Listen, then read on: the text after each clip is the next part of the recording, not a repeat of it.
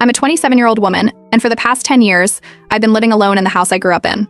That started when I was 17, right after my parents left for what they called a temporary travel sabbatical. They'd been talking about it for months, how they needed to rediscover themselves, how the world was calling, how life was too short not to explore. At first, they made it sound like they'd be gone for 6 months, maybe a year max. They hugged me, told me to hold down the fort, and promised they'd be back before I even noticed they were gone. That was a lie. By the time I turned 18, I was juggling 2 part-time jobs to cover utilities and groceries while still finishing high school.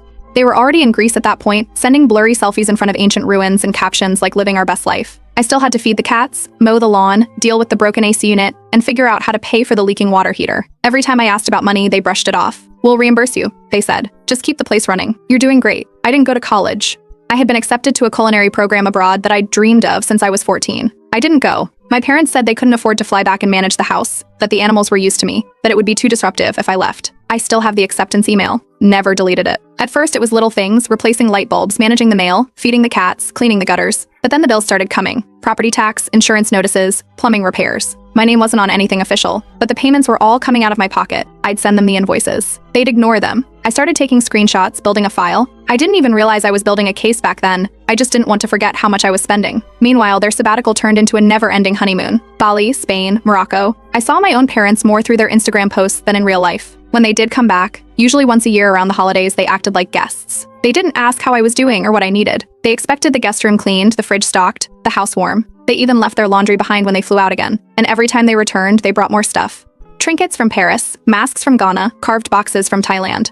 They filled up the closets, shoved my things aside, used up space in every room with souvenirs I never asked for. I started fixing the place up, not just because it needed it, but because I needed something to call mine. I saved for months and redid the kitchen myself, painted the exterior, paid for new flooring in the living room, got a new water heater. I wasn't living large, but I was making it work. Eventually, I got a remote job in tech that paid well enough to drop the part-time gigs and focus on the house full-time. I didn't have roommates. I didn't need help. I had everything covered, just me and the cats. They always told me it's basically your house now, that I was holding it down better than they ever did. They even joked that I should start charging them rent when they visited. I thought that was their way of saying thank you. Friends kept telling me to move out, as that I was letting them use me, that I was stuck. But I always had an excuse. What would happen to the house? To the cats? To the garden I started? I'd tell myself it was just temporary. Just a little longer. Just until they settled down and came home for good. A cousin of mine moved nearby a couple of years ago. We weren't close, but he'd stop by sometimes, always with comments like, "Man, this place is a museum," or "You're basically the caretaker now." I'd laugh it off, not knowing how literal that would become. Nobody in the family ever said anything about what I was giving up. No one asked why a 20-year-old girl was buying roof shingles instead of textbooks, or why she was filing taxes for a house she didn't own. I wasn't bitter, not then. I was tired, but I thought I was doing the right thing. That changed a few months ago. I was sorting through the mail when I saw a thick envelope with my parents' lawyer's